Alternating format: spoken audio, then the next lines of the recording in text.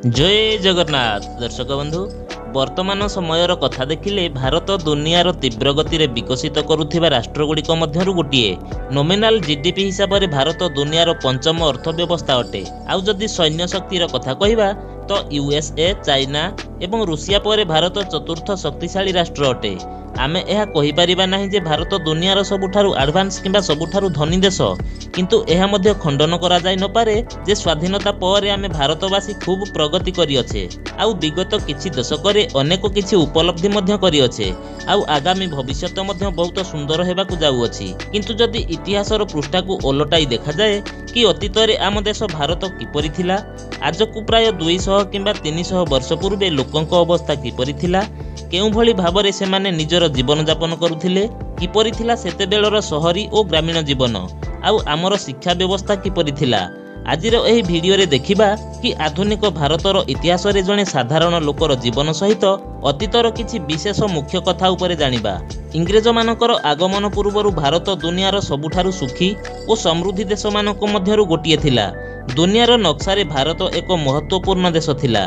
सही समय रे लोके चाष उपरे ही निर्भरशील थिले। ता सहित धीरे धीरे मैन्युफैक्चरिंग एक्टिविटी मध्य बढ़ुथिला। अन्य देश गुड़िक सहित भारतर संपर्क मध्य भल थिला। आउ आम देश अन्य पड़ोसी देश गुड़िक केतेक जिनिस मध्य रप्तानी करुथिला। हस्तशिल्प कारीगरी द्वारा प्रस्तुत केतेक सामग्री दुनिया रे लोकप्रिय होइथिला। भारतीय कॉटन, सिल्क, मूल्यवान पत्थर, हस्तशिल्प सामग्री डिमांड बहुत अधिक थिला। आउ एहीपरि किछि कारण पाई भारत को सुनार चिड़िया मध्य कुहा जाउथिला।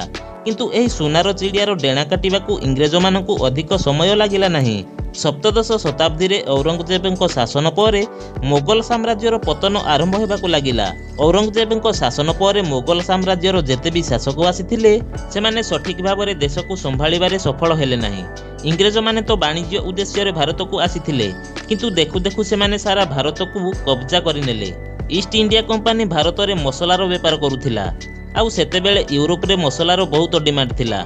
यह व्यतीत एही कंपनी सिल्क, कॉटन आदि सामग्रीर बेपार मध्य करुथिला। 24 अगस्त 1608 रे ईस्ट इंडिया कंपनी गुजरात रो सुराट पहुंचे एवं एहा परे वर्ष 1613 रे ईस्ट इंडिया कंपनी को सेठारे फैक्ट्री प्रतिष्ठा करिबारे परमिशन मिली जाए।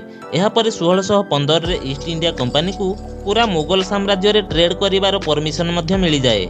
एहा सहित विजयनगर साम्राज्य मध्य एही कंपनी को मांद्राज ठारे फैक्ट्री ओपन करिबा पई अनुमति देई दिए। सही समय रे यूरोप रो केतेक देशर अन्य कंपनी जहा इंडिया रे ट्रेड करुथिला सेमानक ठारू ब्रिटिश ईस्ट इंडिया कंपनी बहुत आगो को बढ़ी जाइथिला।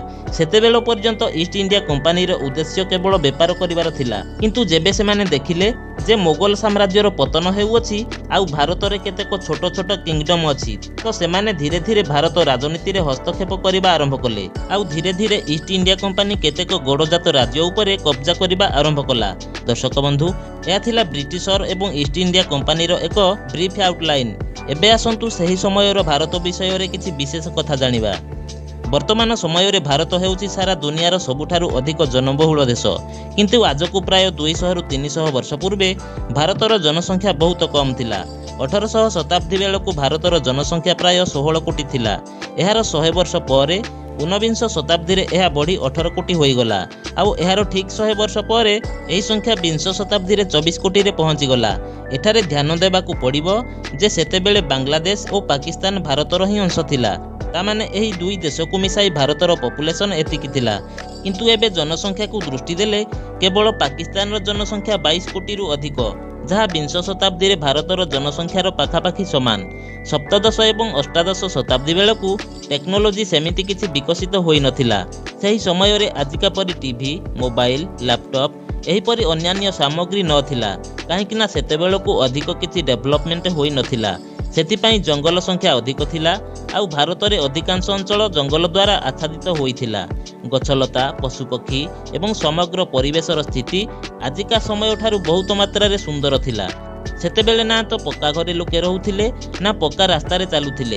इंग्रेज मानकर आगमन पूर्वरु भारतर अधिकांश भागरे पोल, बंध, भिन्न भिन्न प्रकारर बिल्डिंग्स र कौनसी चिन्ह वर्ण नथिला। भारत रे अधिकांश लोक झाटीमाटी घरे रहुथिले।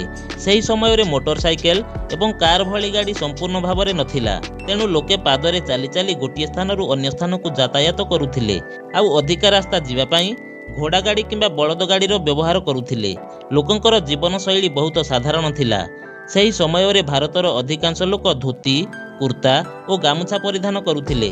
ମହିଳାମାନେ ଶାଢ଼ୀ ପରିଧାନ କରୁଥିଲେ।